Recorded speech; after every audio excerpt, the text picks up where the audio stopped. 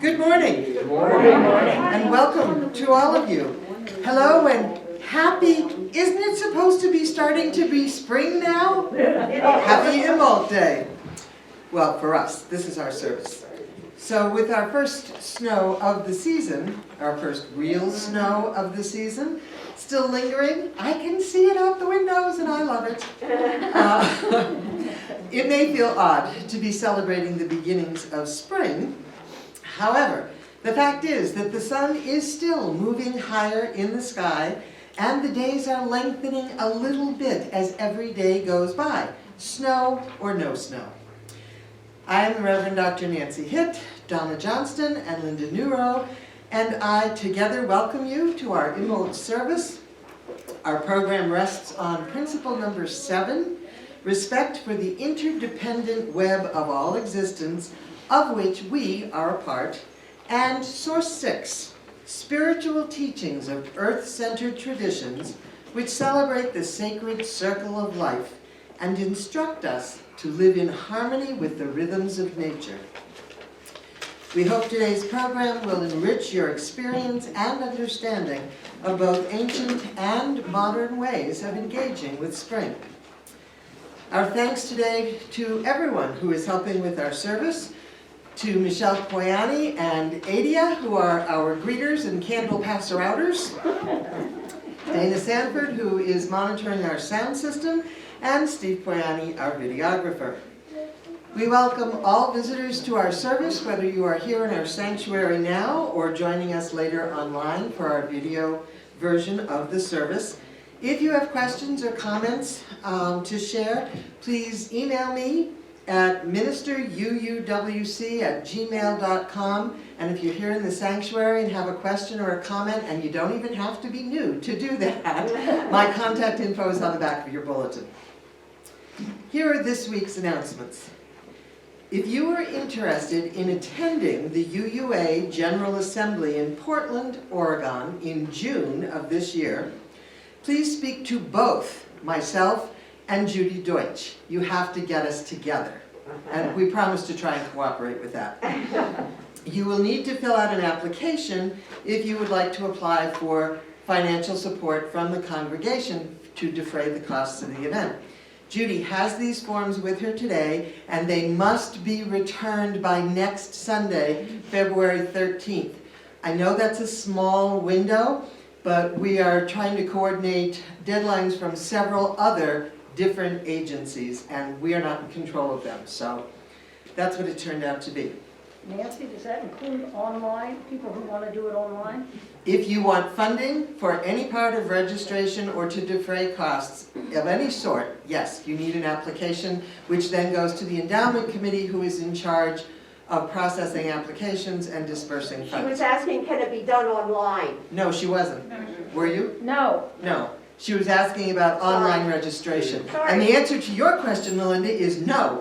I lack the technological sophistication to figure out how we're supposed to set things up. I know it's possible, technologically speaking, to fill out forms online and send them back. I don't know how to do it. My apologies. But you do raise a good point.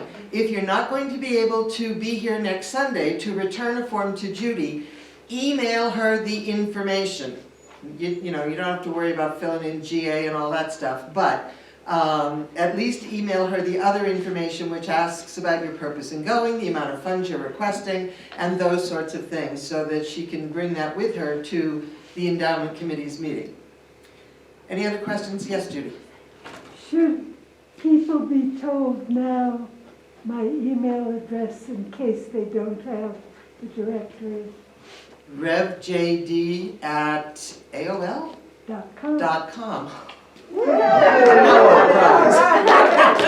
So, yes, if you want to email Judy, you can also send it to me and I will see that she gets it, if you forget that or lose that when you get home. All right, there's also no adult RE class until March 6th. We finished up the book we had been reading with Dave. His last Sunday was last week. So we are on hiatus through the month of February, but on March 6th, which is the first Sunday of March, we will begin discussion of the book Summer at the End of the World. Now, please either see me or Judy for more details about that. See me if you need help purchasing the book itself. And you're going to love this. Judy already gave me your first reading assignment. So here it is. For March 6th, you need to read the author's preface, the acknowledgement, the prologue, and if you have time, also chapter 1, in case you get to it in the class. So chapter 1 would be your outside limit, and the preface, acknowledgement, and prologue before that. It is available online from several different sources. Like I said, see me if you want help with that. Now, our next affinity group begins on Saturday, February 26th at 10:30 a.m. in the social hall. In response to the interest that a lot of you expressed in regard to topics, our title for this 4-part series is Gender, Sex, and Sexuality. And one wise guy already emailed me to ask if there was a lab component to this. So, you know, who knows? There might be. Class will meet every other week on a Saturday at that 10:30 time. There will also be a Q&A discussion on Sundays from 9:50, so 10 minutes of 10, until 10:30 in the conference room. So we will be presenting material on Saturday and deferring most of the questions and conversation to that next Sunday. And I do expect that we should have lots of questions and conversation about these issues. So if you have more questions about the class and its setup, etc., itself, please ask either me or Jay Kane. And if you still have your newsletter from this past week, there's an announcement in there about this also, so you have several places you can check for information. Do we have other announcements this morning? Karen? I want to make an announcement that most of you may know about, but the elections in Rio Rancho, for those of you who live in Rio Rancho, are coming up. March the 1st is the election, and early voting starts next week. So if you have questions, I'd be happy to answer them, or just go to rrnm.gov, because it's an important election. We're doing the mayor, 3 city council members, some bond changes, or some bond questions, and some charter changes. Thank you. Judy? In case I'm not the only one from Corrales here, I guess I should say that early elections have started in Corrales already, and I believe the mayor is the only person we're voting for. March 1st is election day also in Corrales. We do represent several communities, so check yours for local elections at this point in time. That is really important happening around us. Anything else? All right, I have one last announcement, because as of tomorrow, which is my regularly scheduled day off, I'm on vacation until February 20th. There will be no newsletter during that time. All regularly scheduled meetings will occur as scheduled. So the fact that I'm not here doesn't mean you don't have to go to your meetings. They will be held. If you have an urgent need, please contact Jay Kane, who doesn't know that I'm putting her on the spot, but as a board member, who's been on the board for a while, or Michelle, where did Michelle go? In the back, would be the other person who are familiar with goings on at the church and have sat on the board long enough to be able to answer your questions and take care of things. The board will be electing its officers later today, so you might want to keep them in your thoughts and prayers. I'm looking forward to enjoying a visit from my youngest daughter and celebrating my 48th anniversary, Valentine's Day. Oh, I'm not done yet. It's my month. So, my 48th anniversary, Valentine's Day, and my 70th birthday. So, I hope to return to you rested, wiser, and older. Yes? Can I just announce, since there's no newsletter, next week is the chocolate communion. Oh! And if you read your newsletter, Oh, wait, we're not It gonna have one. wasn't? So you'd have to send, I was gonna ask you to send out an announcement. Okay, so yes, we know that, and now anybody who watches this video knows. And I can vouch for the fact that she has multiple kinds of really good-looking chocolate. However, now, if you would please pick up your bulletin, you're going to need it. Standing as you're able, we are going to invoke the 4 directions. The words are in your program. Donna and Linda will in turn be leading us in the invocation and lighting the candles. Hail to the spirits of the east. May the winds that blow the seasonal change, Winds of the ancient knowledge, join us in the circle today. Blessed be.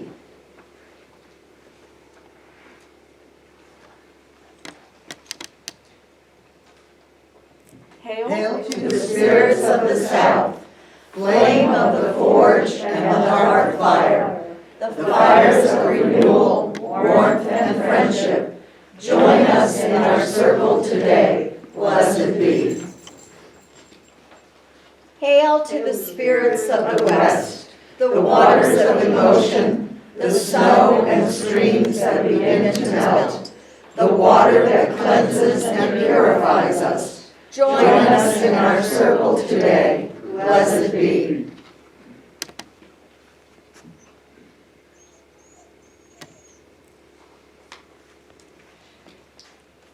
Hail to the spirits of the north, the dark guardians, the great mysteries, minerals of the earth, stone, hammer, and anvil, the dark soil from which the first shoots of greenery will soon emerge. Join us in our circle today. Blessed be. And hail to the spirits above, below, and within. Please join us in our circle today. Blessed be.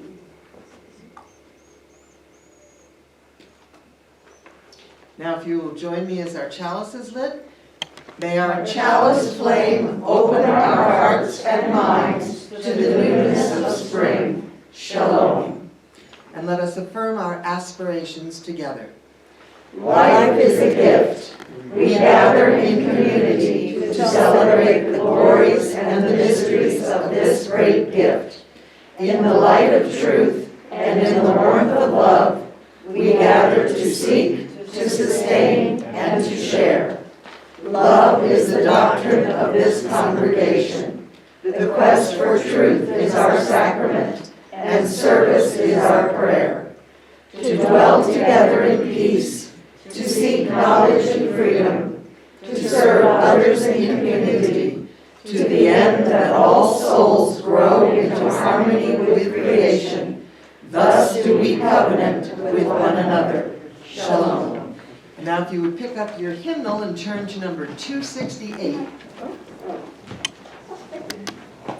268? Sorry, 61. Okay. The melody is at 268. Okay. For those of you who like to look at the music. Words are 61, the melody is.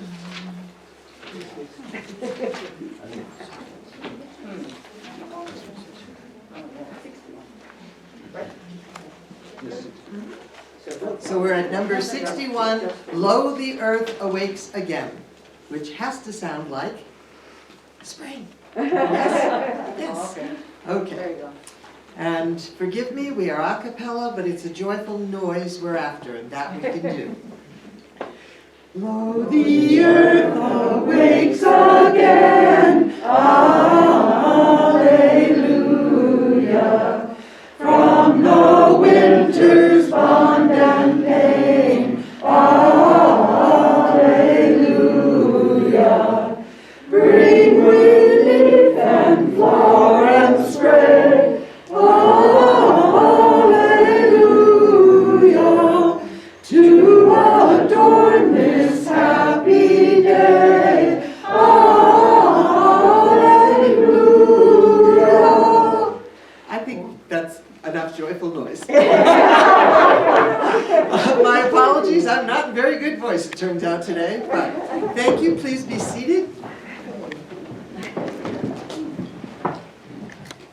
And Dana, are we ready with the music for centering? You don't need to start it just yet, I just want to make sure that we're all set I up. don't have a music for centering. We don't, okay?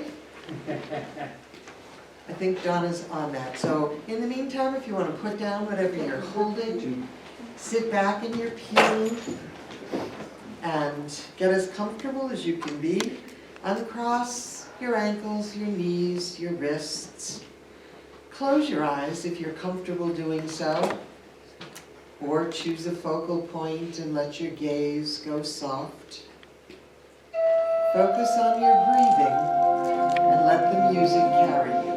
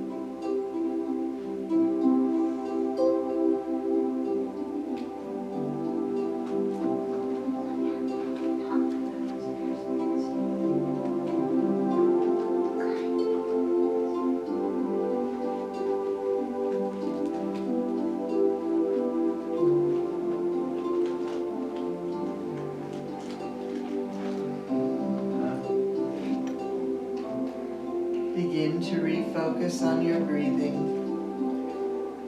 Still relaxed, returning your awareness to the here and now. And when you are ready, open your eyes.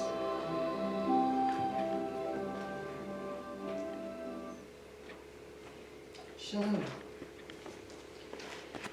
Sharing our joys and concerns is a powerful part of how we knit ourselves together as a community.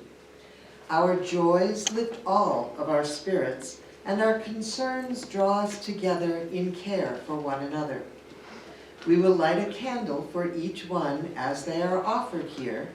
If you are at home, you may light your candle at any time, or wait until we light our final one here to name your joys and concerns aloud. If you raise your hand, I will bring you the mic, and Linda will light the candles for us in our tray.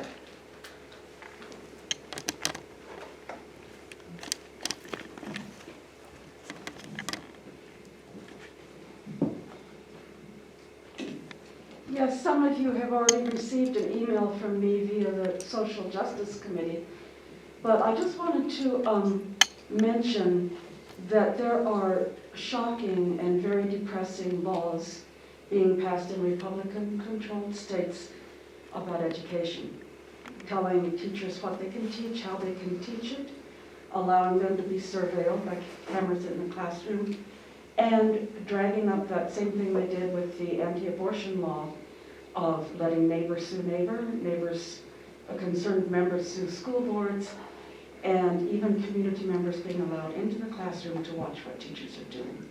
This was explained on Fresh Air on Thursday, the 3rd of February, and you can find that and listen to the whole program. The details will really stun you. Thank goodness our state is blue right now. It's a good motive to try to keep it that way. So that was Fresh Air on the 3rd of February.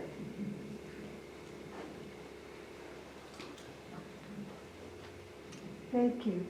Despite the fact that I am wearing my hearing aids today, I didn't hear whether you mentioned that libraries are banning books. I did not mention that, You but did that's not a mention part it. and parcel of that sort of Okay. statement. So I have two announcements, and one of them has to do with the banning of books in libraries. I don't know, I assume I'm the only MSNBC addict in this room. It's terrible, I love it. And that I spend so much time on it is terrible. But anyhow, and some of you who watch that channel may know that Velshi, V-E-L-S-H-I, is on Saturday and Sunday mornings, 6 to 8 our time. He has just started the Velshi Book Club, and I think it's each week. There's going to be another book that's banned by some of the states. Another book that he's going to suggest we read. And the book this week is All Boys Aren't Blue. And it's written by George N. Johnson, who grew up in New Jersey, Plainfield, New Jersey, as a gay black man. The book is All Boys Aren't Blue. And that's a banned book that you may have time to read and may want to. My other announcement is extremely joyous. My granddaughter, Melina, who is 27, just got an award from the Urban Enhancement Trust Fund in Albuquerque, an award of $2,500 to paint a mural within the next 18 months. And since she's in 2 master's degree programs at the moment, it's good that she has 18 months to do this. And Microphone, Judy. No, you need to use it. she has planned to do a mural of 4 transgender women who were killed in Albuquerque this year. Thank you. Miss Amy. So, I took the test and I did really well, and I put my earrings in the taco earring. Fantastic. You took the test and you did well and you put your own earrings in? What did your test say? It was never good. It was what? Negative. Oh, that test was negative. Okay, gotcha. Wasn't sure what kind of test we were working on, but that makes it clear. Our son Samuel, he's in the Air Force and he's stationed in South Dakota, came to visit for 2 weeks and it was pretty fantastic. All right. All right. Space. Make sure that's on. Yeah. One of my former little ones, who many of you know flies hot air balloons, she'll be graduating from her undergrad this spring and has gotten accepted into her preferred program for her master's to PhD program starting this fall. Wonderful. Fantastic. Right. You guys look Hate to be a downer. It's okay. But my grandson, 8-year-old Isaac, had COVID for the second time 2 weeks ago. My son had COVID for the second time 2 weeks ago. And my other grandson, 10, Zach, had COVID 3 weeks ago. It's not good. One for Joy, please. Our daughter, Sarah Jane, passed her final 2 qualifying exams for her PhD. So now she gets to get a research project and an advisor to get her PhD in mathematics at UNL. Beyond me. I'd like to light a candle for my husband and all the people who right now are having serious medical problems in a time of the healthcare system being stressed out totally beyond capacity. And, you know, right now nobody's really getting decent care. And I'm very worried because my husband's one of them. Anyone or anything else? I have one. Ah, yes. On February 17th, my husband Bill and I will have the 2nd anniversary of our first date, and we're very, very happy. Wonderful. And we will also light one final candle for all those things that we still hold in the privacy of our own hearts and minds. And Linda, if you could also take one of those long matches from this box. Sorry, and we'll light the red candle. We light this red candle on behalf, right? Oh, you got it. We got a lot of red candles today because it's one of Bridget's colors. But this red candle is lit on behalf of all victims of racial violence. For those who are oppressed, excluded, bullied, and violently injured and killed, we hold vigil through this flame until such heinous human behavior ceases and humanity lives in justice and equity and compassion. Shalom. Thank you. Now we have a special element in our service this morning, and that is a moment for Black history because February is Black History Month.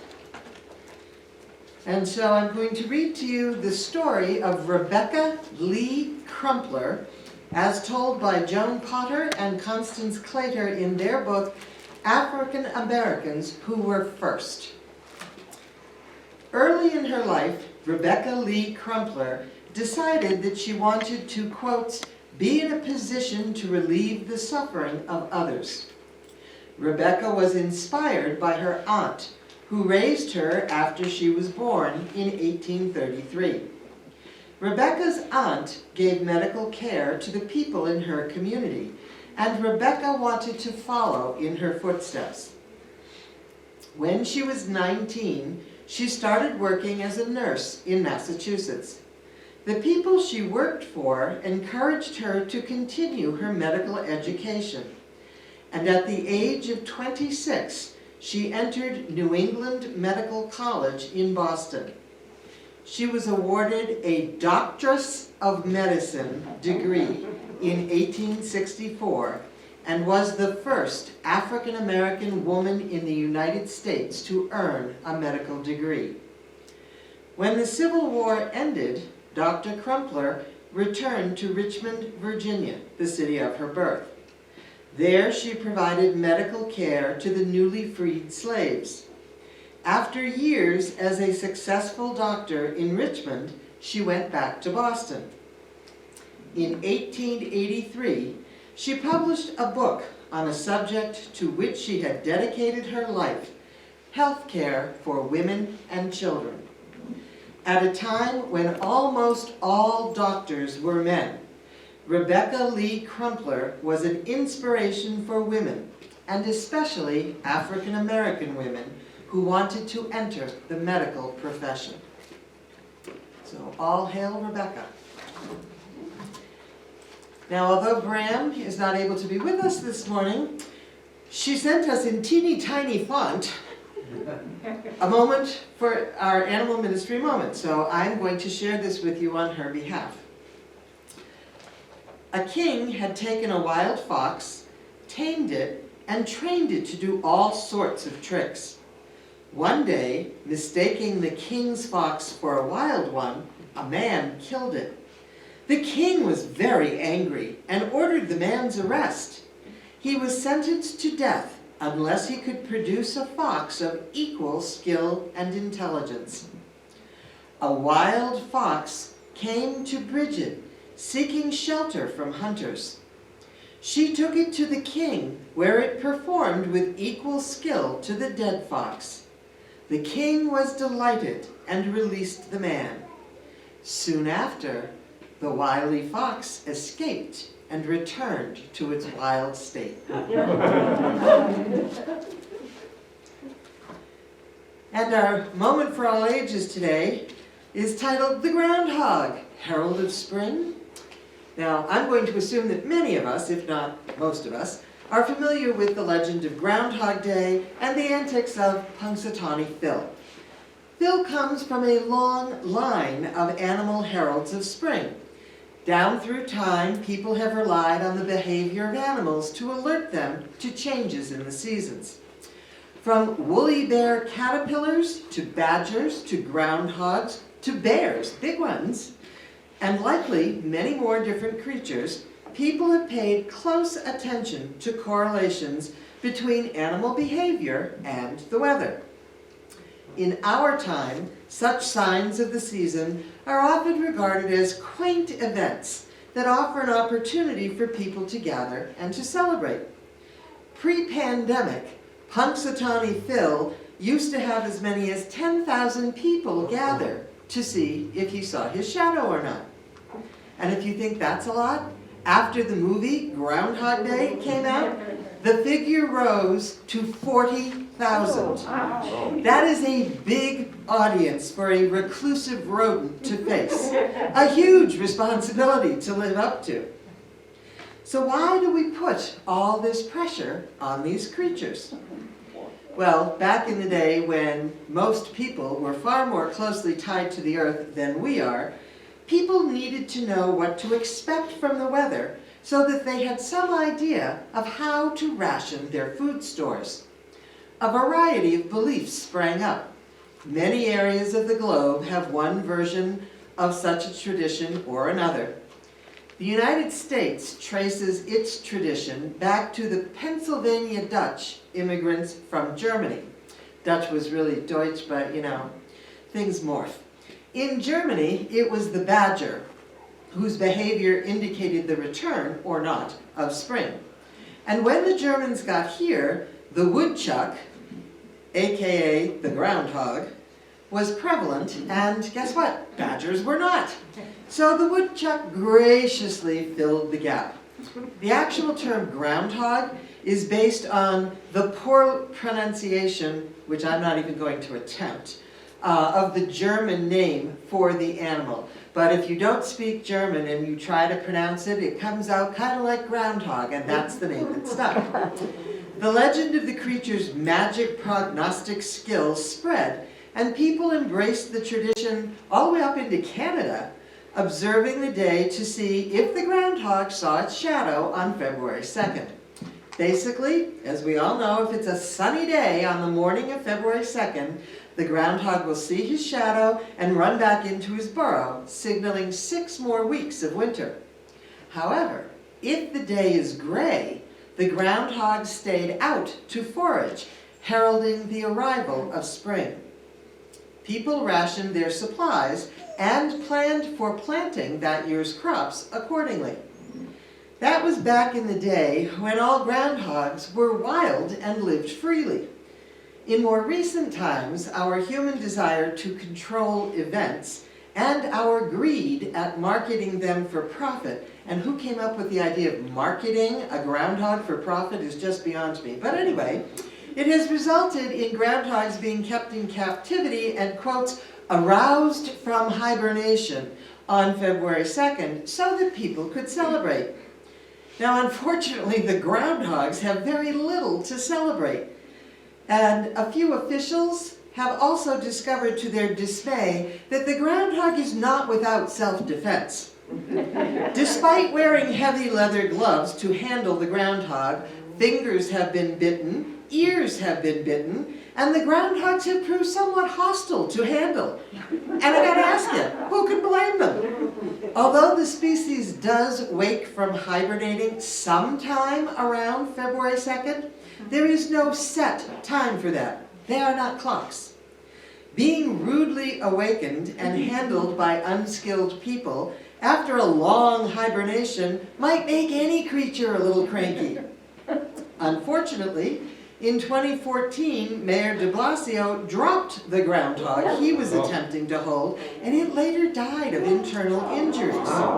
Yeah, there's actually a movement afoot to use robots instead of live animals. Now, that might work, although the artificiality of it might diminish the connection with the actual tradition.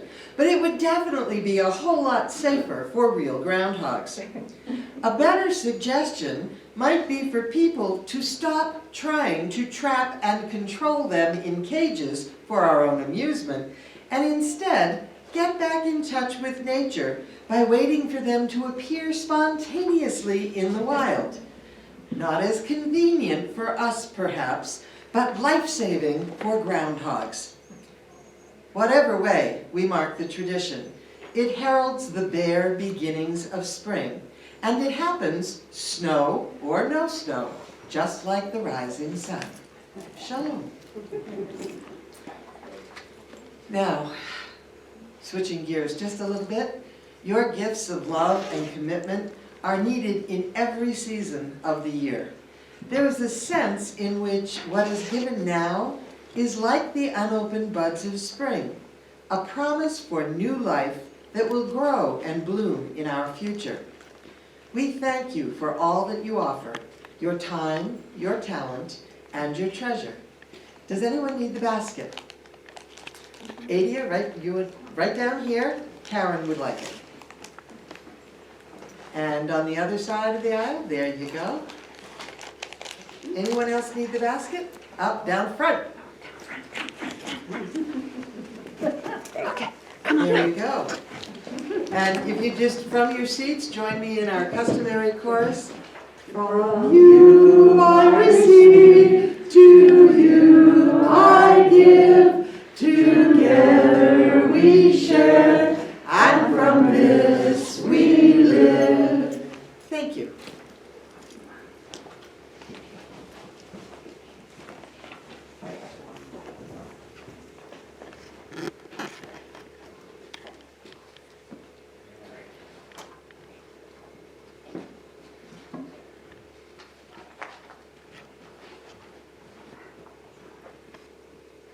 Good morning and happy Imbolc. For those who pay attention and follow the courses of the seasons, you may have noticed that the sun is rising noticeably earlier these days and setting later. We passed that turning point back on the winter solstice, but it is now that we are halfway between that and the vernal equinox that it has begun to mean something. In the practice of nature-based spirituality, Yule, or the winter solstice, is celebrated as a time when the sun appears to stand still in its progression from the northwest part of the sky to a much more southern place. After a few days, the sun begins to move north on the horizon, rising a little earlier, setting a little later. Yule celebrates the rebirth of the sun, but takes us deep into the winter. It is at the half point of winter that we begin to notice change. Even if the weather remains cold in climates like here in New Mexico, and even more so in Ireland, greenery begins to emerge from bulbs planted deep in the earth, such as crocuses, hyacinths, and daffodils. Birds become more active and migratory birds begin to show up. We personally noticed robins in our yard just last week, long before rodents took up weather divination. Imbolc was believed to be when the Cailleach, which is the crone goddess of the Celtic lands, gathered her firewood for the rest of the winter. Legend has that if she wished to make the winter last a good while longer, she would make sure the weather on Imbolc was bright and sunny, so she could gather plenty of firewood. Guess what? It wasn't this time. Therefore, people would be relieved if Imbolc was a day of foul weather, as it meant the colleague was asleep and winter would be almost over. In agricultural societies, the ewes and cows begin to birth their young, bringing on the abundance of milk. The word Imbolc literally means in the belly, referring to the pregnant animals. The season is sometimes called Oimelc, which is a much more specifically regional pronunciation of ewe's milk. In ancient times, after a long cold winter, living on stored vegetables and preserved meats, the abundance of milk and sometimes meat from the unfortunate animals that didn't survive the birthing meant that the long, hungry times were finally over and that the people would surely survive to spring. The extra milk was made into cheeses and butter, which were baked into treats and served with special breads. Feasts were held, bonfires were lit, and candles were blessed to celebrate. Embers would be carried home from the bonfires to relight the hearth fires and bring luck for the upcoming seasons. Bridget was a goddess of the Tuatha De Danann. She was a daughter of the chief of the gods, Doida, and was known as a goddess of healers, poets, smiths, childbirth, and inspiration. She was known for great hospitality, and many miraculous and magical deeds are attributed to her. As the legends of Goddess Bridget came to be known, a beloved custom was born of creating a corn dolly out of husks and rushes, decorated and tucked into a special bed on Imbolc Eve next to the hearth fire as an invitation of Bridget to come into the house, blessing everyone. It was a time of purification. The house was carefully cleaned and clothing was left outside as well to be blessed by her. Even today, leaving a cloak or even a small piece of cloth out during her night is said to bring luck and healing, especially for headaches and sore throats. The Celts had hundreds of deities connected to individual lands or tribes. Bridget herself is one of the few goddesses that span all of Celtic paganism over a vast period of time. Her name has had many variations in spelling. The ones I can pronounce, Bridget, bride, or breed, or brige in Ireland. She became Dea Brigantia in Roman-occupied Britain, and many other variants in other Celtic lands. It is believed that her name is derived from fiery arrow, or meaning honored and renowned. Bridget's stories ranged far beyond the shores of the Emerald Isles. Bridget was a goddess whose worshippers spread throughout Ireland, Britain, Wales, Brittany, and the coast of France. We know a lot of the stories of Bridget from Irish sources because their stories and myths were better preserved there than in other parts of the Celtic lands. The earliest Christians to settle in the area, particularly the monks, valued the lore of the land and consulted the Druids and others so they could preserve the stories of the Irish ancestors, writing down what until then had been carefully guarded oral histories. It is believed that the Celts saw the world as having three realms: land, sea, and sky. Bridget was, and still is, a goddess of all these realms. As goddess of the forge, she is connected to the land. She knows the magic of forming, creating, and shaping with fire. As goddess of the sea, she is the midwife and guardian of the sacred wells, also the ways of healing. One legend has her time traveling to Bethlehem, assisting Mary with the birth of baby Jesus. As goddess of the sky, she is the sacred poet, singing power into being. providing inspiration for poets, artists, and bards. These three concepts contain enough mystery to explore in a lifetime. Bridget became the most beloved of the Celtic goddesses, and many more legends are told of her. When Christianity took hold in these lands, the people would not give up their goddess. So, as they did with many pagan traditions, the church adapted these stories and turned Bridget into a saint. Or perhaps combined these stories with those of a saint that really existed, named Bridget.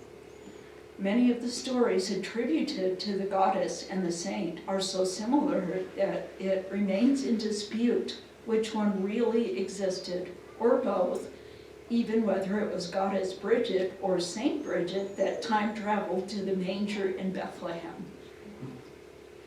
The Catholic Church eventually created the Feast of Candlemas and the Purification of Mary, which almost, but not quite, replaced Imbolc.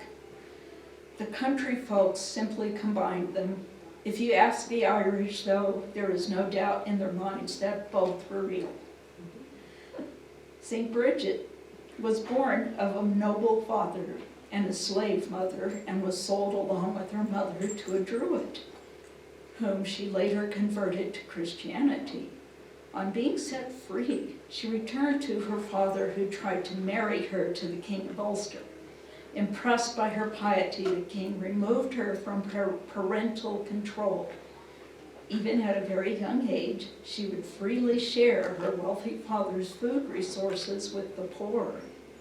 And no matter how much she gave away, the ewes and the cows never ran out of milk, and the stores of grain were never depleted, and so continued for the rest of her life, as she chose not to marry and took up religious life as a nun.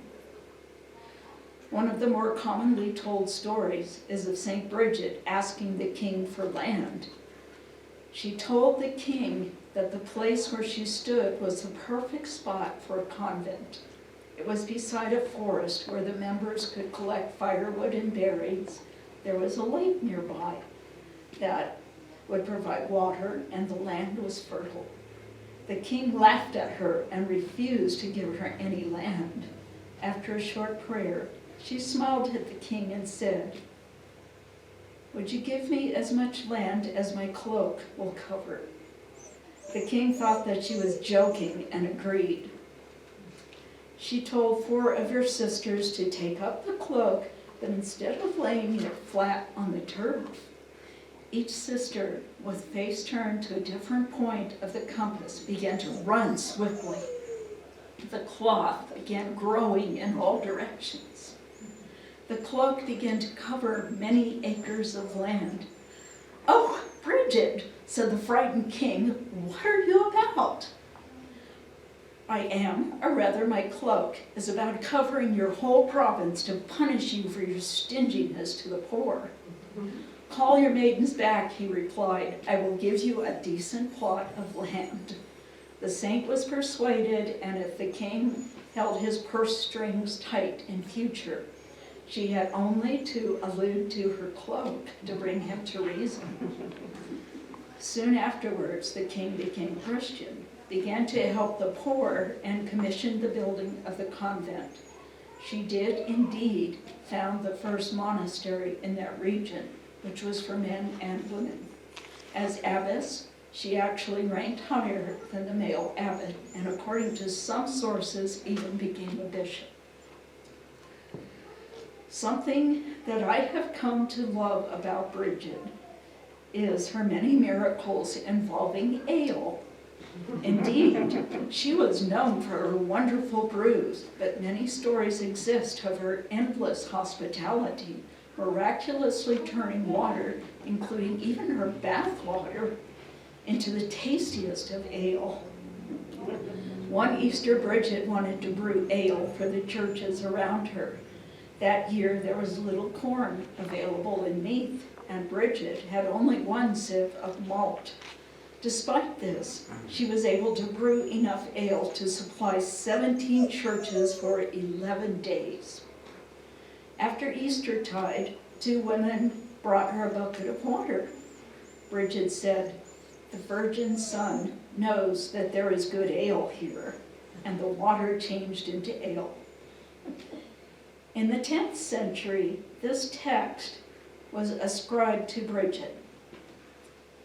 "I'd like to give a lake of beer to God.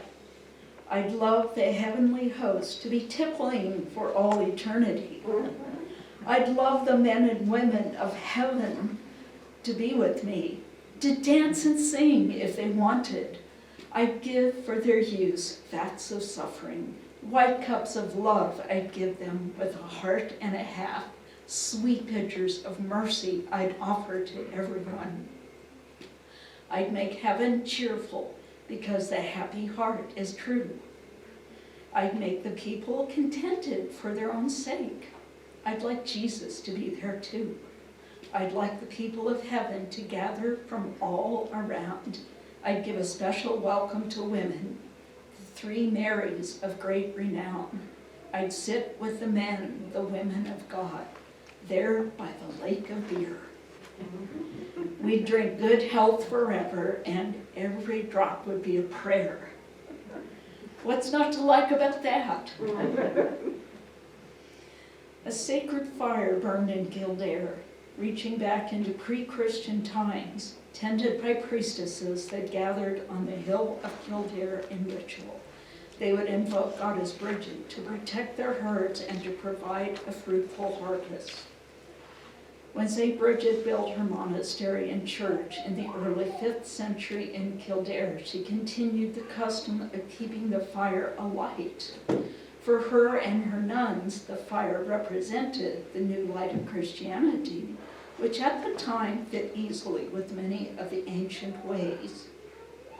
Some historians record that a few attempts were made in later and not so tolerant times to have the fire extinguished, but without success. It survived possibly due to the suppression of the monasteries in the 16th century. The sacred fire was relit in 1993 in the market square of Kildare by Mary Teresa Cullen, the then leader of the Brigadine Sisters, at the opening of a Justice and Peace Conference.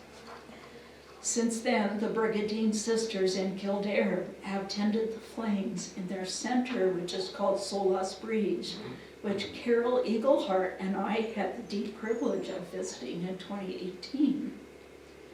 So what has any of this to do with us, living far away from the Celtic lands and any source of milk outside of our grocery stores?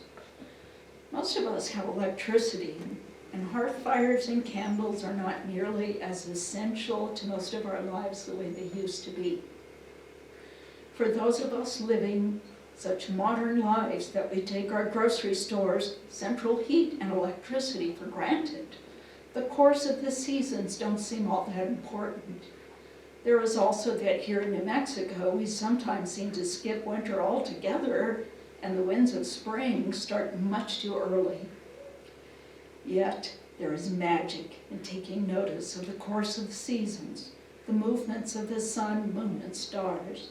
Science, especially astronomy, has wonderful stories to tell, but the magic is in living in alignment with the cycles of nature. Many Unitarian Universalists draw inspiration from the cycles of seasons, the beauty and complexity of the natural world, and the intricate relationships between humans and all other life on this planet. Some of us practice indigenous religions or modern paganism. All of these are part of the 6th source of our living tradition, spiritual teachings of earth-centered traditions which celebrate the sacred cycle of life and instruct us to live in harmony with the rhythms of nature.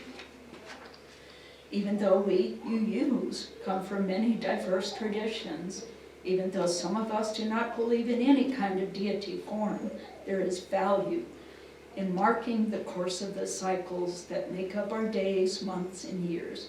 So for this reason, Unitarian Universalism supports and affirms the ancient and ancestral ways of nature-based spiritualities and leads us into relationship with the interdependent web of all existence of which we are a part.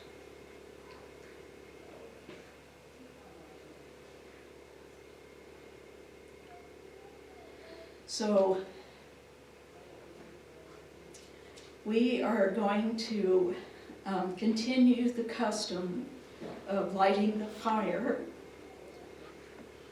I have here in front this white candle which I brought back from Ireland. Oh. And we're all going to come Donna, forward. can you use the mic? Oh. The portable one is right by your left hand Yes. and probably needs to be turned on. So one at a Turn- time. Tap the bottom. So one at a time, we will come forward and light our candles from the white candle in the center. And be very careful because it's burning kind of low. And then when your candle is lit, you're welcome to take it back to your seat and extinguish it. But when you get home, you can light either your hearth fire or another candle and continue the tradition of Bridget's flame.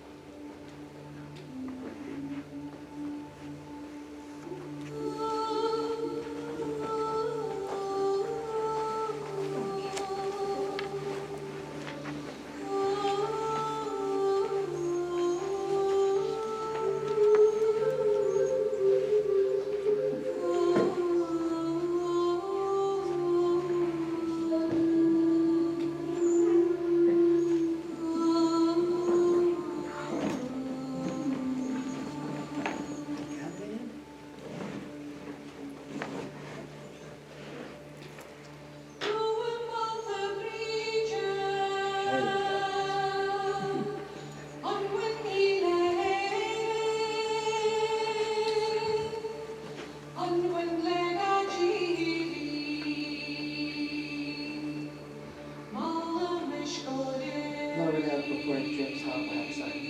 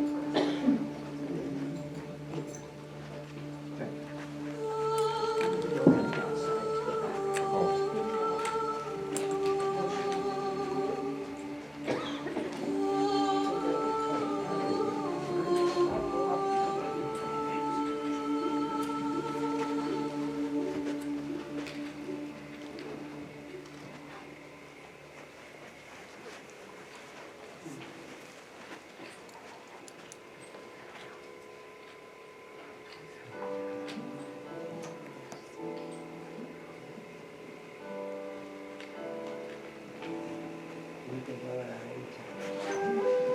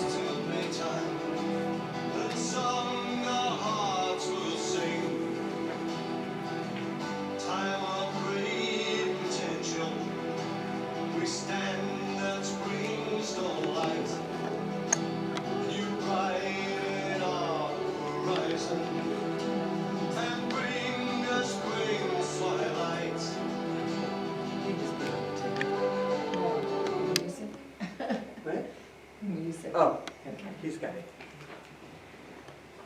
As we light our candles in honor of Bridget, goddess and saint, we continue a powerful spiritual tradition which has its origins in times so ancient that we have no way to trace its beginnings. Bridget may have immigrated to Ireland from the Gaelic Celts from their original home in Galatia, which is now northern Turkey. In Austria, there lived an ancient tribe called the Briganti, which lived near the city of Bregenz. The name may have its roots in Sanskrit, which hints that our Bridget may have migrated west to Europe from ancient India, making her the ancestress of Hindu goddesses known today as the Sarasvati. From whatever ancient land and culture she derived, Bridget flourished in Ireland and the British Isles.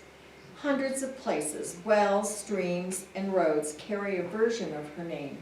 As Brigantia, or High One, she gave her name to the Celtic lands, which include the north of England and parts of Spain and France. Throughout the ages, the goddess was so beloved, she was given many titles, including Bride of Joy, Mother of Songs and Music, the Lady of the Sea, the Flame and the Heart of all women, and the Mother of all wisdom. What is it about Bridget that makes her so revered among the ancient Celts and later as the Saint Bridget in Christian Great Britain? One of the oldest tales of Bridget tells us that she is a goddess with two aspects of two faces. One aspect is a goddess with the face of a beautiful maiden who brings life and fertility. The other face is the dark and ugly Kaliyah, or crone, who brings death and destruction. A Scottish tale describes how on the eve of St. Bridget's Day, the old woman of winter, the Kaliyah, journeys into a magical isle where lies a miraculous well. She drinks the bubbling waters of the well and is transformed into bride, the fair maid whose white wand turns the bare earth green again. As a fire deity, Bridget is linked to the growing light of late winter and guides us through the darkness into the warmth of spring. Fire goddess was just one of many aspects of Bridget. She was the goddess of fertility and birth. She was a healer whose sacred springs and wells have healing properties. She was a smith who ruled the mysteries of metalworking in her fire from the technical knowledge that she had gained and skills that transformed rocks into tools and weapons. Bridget was the patroness of poets and was regarded as a female sage. Bridget was a warrior and a teacher of martial arts. It was said that she trained soldiers who were called brigands. That name was changed to something rather nasty by the Romans. However, the Celtic women followed Bridget and became brigands, and they became soldiers and war leaders. Legend says that a legendary warrior woman trained Cuchulainn and other Irish heroes on the island of Skye, and of course, the very Boudica, queen of the Iceni, who twice led her warriors to victory over the Roman legions in battle. Boudica was not a legend, she was a real person, and she fought against the Romans. Bridget was not as bloodthirsty as we may think, according to these legends. She was also a mediator. And sadly, when her own son, Ruadan, was killed in battle, Bridget created Keening, the Banshee, the lament of a bereaved Irish woman. So powerful was the goddess Bridget, she was above all a sovereign goddess. The Welsh word for king is thought to mean consort of Brigantia. In her aspect as Brigantia, she has been depicted crowned, holding a globe and a spear. As gods and goddesses go, none have the dominion and power that Bridget holds. She was the deity that spanned all things, bringer of spring, sovereign, poet, healer, midwife, brewer, warrior, smith, teacher, mother, friend of the fairies, midwife at the birth of Christ, the forger of Arthur's Excalibur, the lady of the lake, the goddess of fire and the sea, fertility, medicine, music, animal husbandry, and crafting. She was held in the highest of esteem, and we celebrate her through all these ages today. As the Christian faith took hold in Ireland, the people continued to celebrate the old festivals of Imbolc and Samhain. The goddess Bridget flourished in Ireland. She was vigorously worshipped. The early churchmen sought to end the worship of the goddess Bridget and displace her with their goddess substitute, the Virgin Mary. They invented some very creative legends to link Bridget to Mary. The result of the merging was the spurious creation of Bridget. Or was it? Bridget could have been a composite of stories of the goddess and several powerful women of long ago. Saint Bridget is said to have been born in Ireland about 450 AD. As a high-ranking member of the religious community, she performed many pious and wondrous acts in the name of Christ. Biographies of Bridget were written long after her death. Many of the stories are steeped in pagan folklore, which connects the 5th century holy woman to Bridget, the ancient goddess. It is not clear if Saint Bridget really existed. Whatever the truth, though, many of Bridget contributed to the lives and culture of the Irish people. According to tradition, Bridget founded a monastery at Kildare on the site of the pagan shrine to the goddess Bridget. With an initial group of 7 companions, she is credited with organizing a communal consecrated religious life for women in Ireland, giving them an opportunity to receive an education and escape the life of being a wife, and possibly losing their own lives in childbirth. At that time, approximately 25% of pregnant women died in childbirth. Bridget also founded a school of arts that taught illumination and martial and metal arts. Both men and women were trained equally. Her egalitarianism was lauded and elevated the status of women. The story of St. Bridget goes beyond a life that is exemplified in Christ.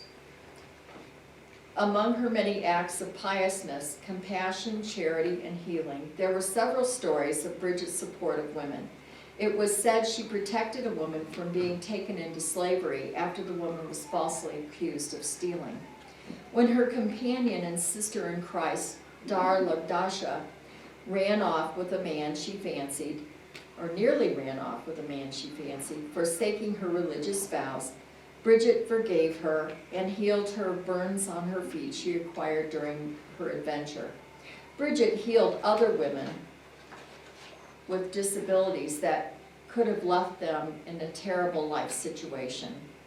Bridget showed compassion and pragmatism by protecting another sister from within the monastic community who had failed to keep her vow of chastity and became pregnant. Bridget, calling upon the potent strength of her faith, blessed the young woman and caused the growing fetus to disappear from within her womb without it coming to birth and without pain. Bridget then returned the woman to health and to penance.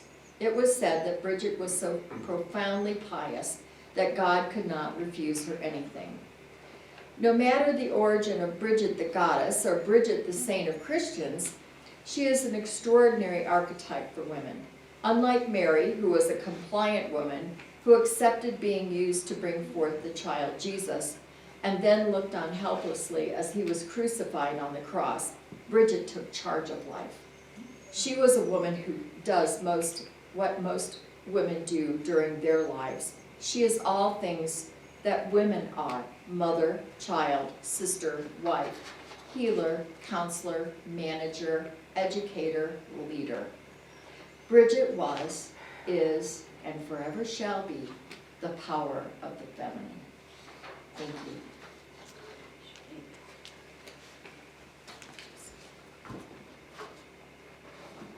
Thank you. Nope, that's fine. Okay, now we've gone significantly beyond our customary time, and I thank you all for being so gracious about that. I am sure you don't want to miss the ritual with the beer. Yeah, exactly. So here's what we're going to do. We are going to do that because this is a ritual that celebrates community according to that image of heavenly community that Donna shared with us from Bridget's writings in the 10th century. And then Donna is going to close out our 4 directions and extinguish our chalice. We will not do our hymn. We will not be asking you to read the closing of the 4 directions because that would keep us here another full 10 minutes, and I'm pretty sure that many of you have schedules that need to work around that. So at this time, Linda, if you and Donna would take the trays, you will discover as the trays pass to you that there is both ale, beer, which is lighter in color. It's amber, like, no, Linda, the drink, sorry. And there is also root beer. The reason for the root beer is A, some of us don't do alcohol, but go ahead and pass. We're working with time here. But root beer is an appropriate substance for anything in the service of the goddess Bridget. It's made from sassafras root, which has from time immemorial been used to make what was called a spring tonic. So if you were lethargic and logy and just had trouble rolling out of bed toward the end of winter as spring arrived and you couldn't quite get with that spring agenda, well, don't just hold it until we're all together. You would drink root beer and root beer would perk you up.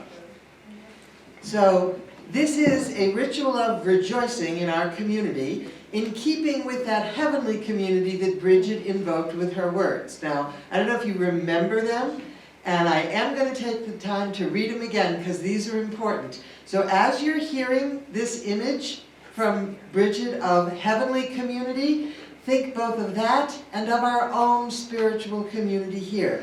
What Bridget said was this: I'd like to give a lake of beer to God. I'd love the heavenly host to be tippling for all eternity. I'd love the men and women of heaven to live with me, to dance and sing if they wanted. I'd give for their use vats of suffering. White cups of love I'd give them, with a heart and a half. Sweet pitchers of mercy I'd offer to everyone. I'd make heaven cheerful because the happy heart is true. I'd make the people contented for their own sake. I'd like Jesus to be there too. I'd like the people of heaven to gather from all around. I'd give a special welcome to women, the 3 Marys of great renown. I'd sit with the men, the women of God, there by the lake of beer. We'd drink good health forever, and every drop would be a prayer. So regardless of whether you have beer or root beer, and I need something, hold on. Perfect. Yep, thank you. I invite us to lift our glasses, to connect with each other, and those of you online, hail to you also, and let us drink to our own revival and thriving. Shalom.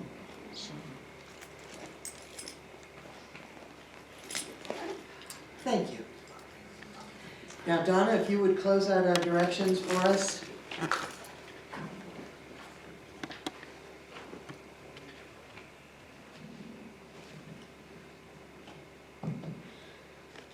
Spirits of the earth, we thank you for your presence in our circle tonight. We bid you hail and farewell. Blessed be. Blessed be. Spirits of the west, element of water, we thank you for your presence in our circle tonight. Hail and farewell. Blessed be. Spirits of the south, element of fire, we thank you for your presence in our circle today. Hail and farewell. Blessed be. And spirits of the east, we thank you for your presence in our circle today. Hail and farewell. Blessed be. And spirits above and spirits below and spirit within, we thank you for your presence in our circle today. We bid you hail and farewell. Blessed be.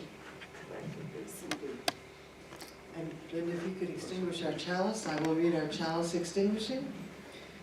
May our chalice flame continue to glow in our hearts, inspiring us to new life. Shalom.